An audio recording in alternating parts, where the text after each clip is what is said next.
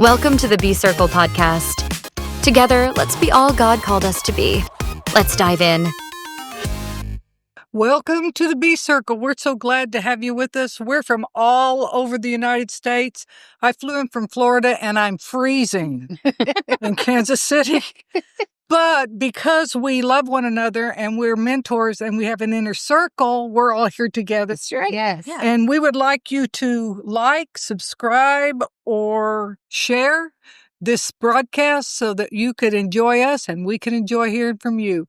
Let's talk about this inner circle thing. Let's talk about the circle today. Talk about it. Lady T, hit it. It's on me. It's on you.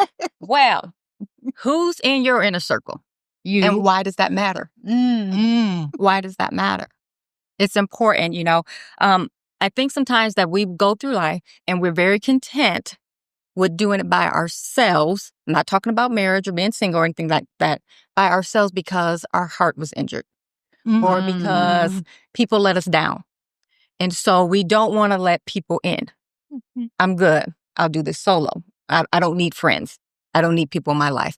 But God never intended for us to do No. Yeah, not alone. Yeah. not to do it alone. And it matters who's in our circle and having the right people in our circle. I'm not talking about having people that you just chit chat with or things like that, but surrounding yourself with trustworthy people who can speak into your life, hold you accountable. We talked about that. Hold you accountable, but that intentionally wants to pursue relationship with you and help make you better and help you grow. Yes. And not everyone would do that for you. Right. So it's important to have certain ones in your circle who can. Because what you behold, you become. Yeah. Right. So if I am beholding Dawnita, I'm going to become some of her attributes. But if I'm beholding all that's going on in the world, Right. gradually we will become what we behold. And that's why it's so important to know who's in your circle. Absolutely. Who you're fellowshipping with, who you call for prayer, who you go to lunch with, Yeah, I'm going to let somebody else because I might say something I shouldn't. Titus, though, 2 gives instructions that the older women are to teach the younger women. And one of it says is teach them how to love their husbands. Ooh. And I thought about when I first got married, moved to Louisiana, didn't know how to cook all that stuff. I had a gal named Cookie Ghidra. And it's when you had the 50-foot telephone cord, you could stand and cook. And she would tell me, okay, this is what you put in next, and this is what you put in next. And she taught me how to cook. Now, she mentored me in an area. Right. How to cook that kind of food. And 50 years later, I can cook that kind of food and it's successful. But we draw from one another. I'm looking over here at Julie. I can't decorate anything. Matter of fact, when they have those parties where they do those decoration things, I just give them my stuff and say, would you please make this for me? Because it makes me nervous. Right. Sure. But if I gave something, or we say to Julie, because we have sometimes, hey, would you decorate for this conference? She steps right in. She's part of what we all need. And part of this mentorship and inner circle is being able to give to one another and receive from one another. Oh, that's good. I read a quote this week. It says, a mentor is someone who sees more talent and ability within you than you see in yourself and helps bring it out of you. Ooh, that's good. You've got to have people around you that will pull the giftings out that you didn't even know you had. I told PA this week, I said, I'm loving this season of being a pastor with you guys. I said, I never knew some of those giftings that I'm walking in now, that was a part of the call of God on my life. And I'm so grateful that you came in and pulled it out of me, because I would have been so easy. I mean, I've done it for years, hiding behind the scenes, doing the behind the scenes things, administration side, not realizing that gifting really needed to come out. So you got to have people that pull that stuff out of you. Otherwise you'll stay complacent. And you do have to have people that'll pull it out of you. There are sometimes people, they like you in a certain position. Yes. Okay. I like you as long as you stay there. Right. Oh, yeah. But if you start making me feel threatened, Yeah. then I don't necessarily want to like you like that anymore. You know, but if you are in a good circle of people, they see what's in you. Yeah. And they're like, we're going to use that. Yes. Yeah. We're going to pull that out of you. I remember one time somebody told my husband, they were sitting and talking to him, and they said, yeah, we're going to beat that out of you. And when I heard it, I said, beat that out of you? What in the heck is he talking about? He said, now come on, see it the way he meant it. He meant it's there, but we might have to beat your flesh to get it out of you. Right. And if we have to do that, we're going to do that. Right. But we're going to get that gift to come to the surface. Yeah. That's what a good circle does for you. That is so Right. true. That they push you Yes. to your best, and they keep pushing you. And what I like about having the right inner circles, they are not intimidated by me succeeding. Right. There And you I go. like that. Or even if I get to a place of success before them, we're not we're not in competition with each other. That's right. But your circle is rooting for you and cheering for you, and they have your back. That's right.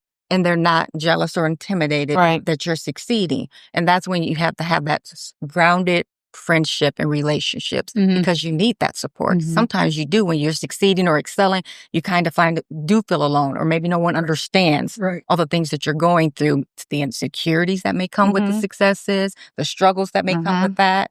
Where you're sharing that with anybody, they're sitting there thinking, well, that's what you get. Or they're jealous, you know what I mean? Yeah. But your inner circle, they got your back. They got your back, and I think they will cover you. Yes. They will Absolutely. cover They you. should. They should. If they're your inner circle, I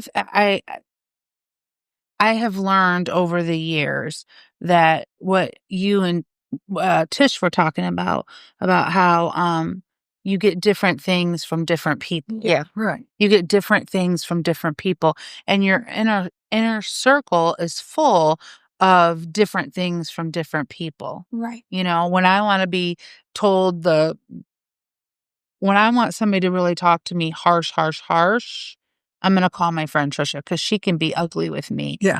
And I know it's coming from a place of love and kindness. When I, need advice, I know there's things I can call PA about. When I need things from, I know who I can call. Right. And those people are what I call my people.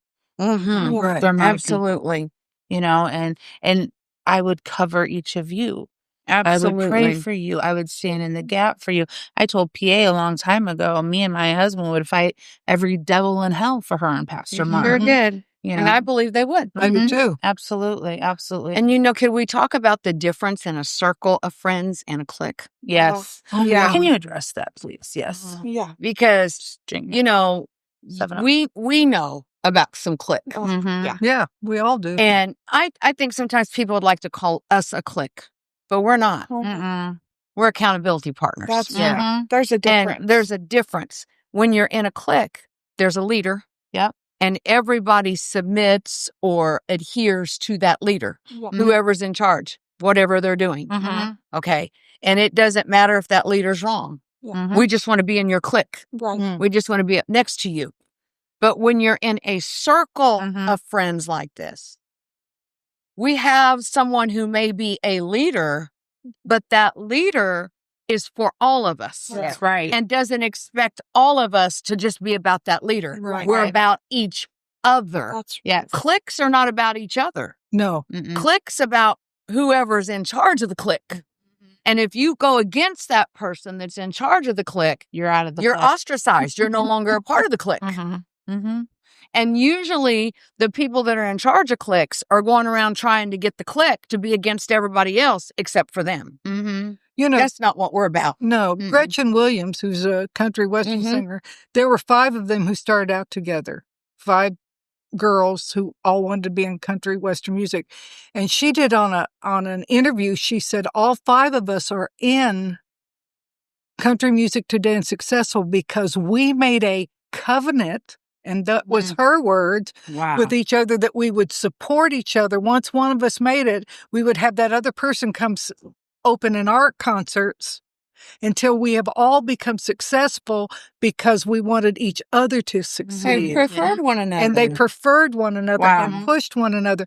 And I thought, boy, if we could get that in the church, how much farther would people be, headed in the ministry? And I just have to give one more example. I'm 5'2" and slight of frame.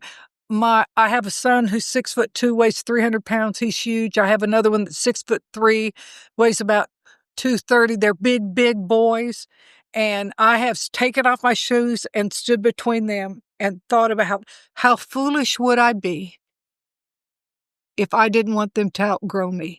Yeah. But as their mother, I want them to be more successful. Right. I want them to be more liked. I want them to have more favor. And in the body of Christ, we're going to have to do that if we're going to have revival. Yeah. I'm going to want you to have revival, you to have revival, you to have revival, you to have revival, and me to have revival, and Ronnie to have revival, wherever we are. And we'll come support yours, but together we want the move of God, and it doesn't matter where it comes from. That's right.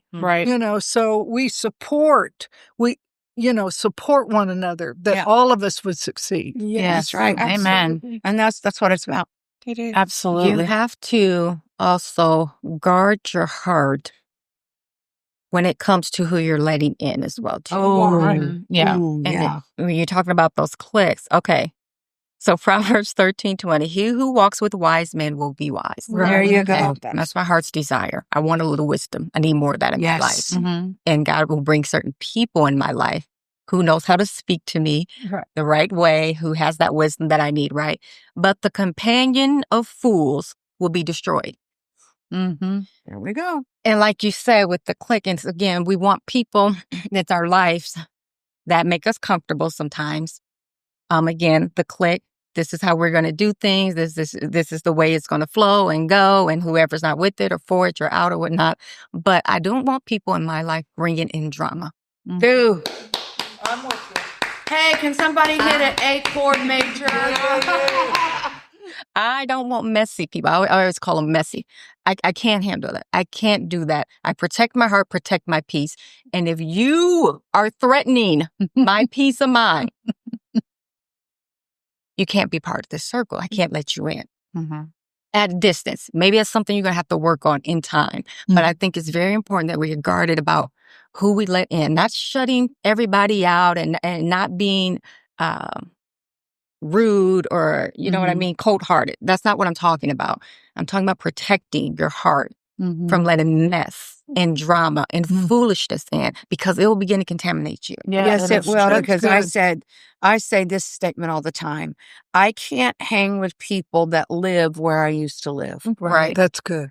Because if I hang with people that live where I used to live, I'll go back there in my mind. Go back there. And if I go back in my mind, I will eventually go back for real. Right. Because we go where our mind takes us. Yeah. So that's why it's so. Have you ever had a group and we all get along just fine, but then somebody new comes in and all of a sudden you're like, what is that? Why is Julie acting that way? Why is T acting that way? What's going on? And you realize you let somebody in your circle.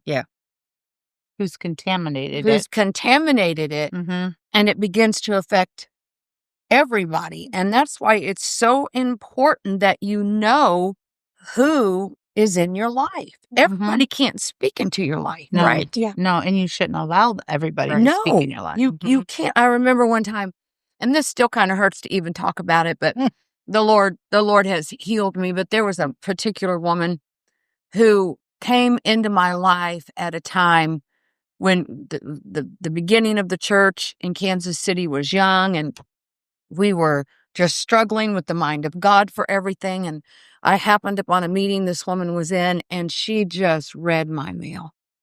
I mean, just read my mail, and the Lord just gave me answers through her that I had been seeking and that I had been desiring. And subsequently, I fell in love with her. Not necessarily her personality, but her ministry gift. And She was in and out of our church many, many times. I went places with her many, many times. But then I was asked to come to a place where they were at and do a particular thing. And when I did, she seen me in a new calling. And she didn't like what she seen. And she ceased from being the voice of God in my life to being my enemy. Because after I preached there, she didn't speak to me. She ignored me. She walked away from me.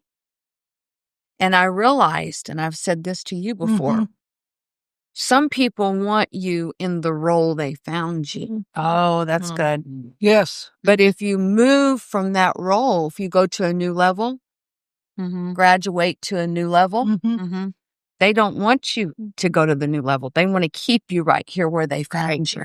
That's good. Because if you start growing too much, then they could feel, what if you outgrow me?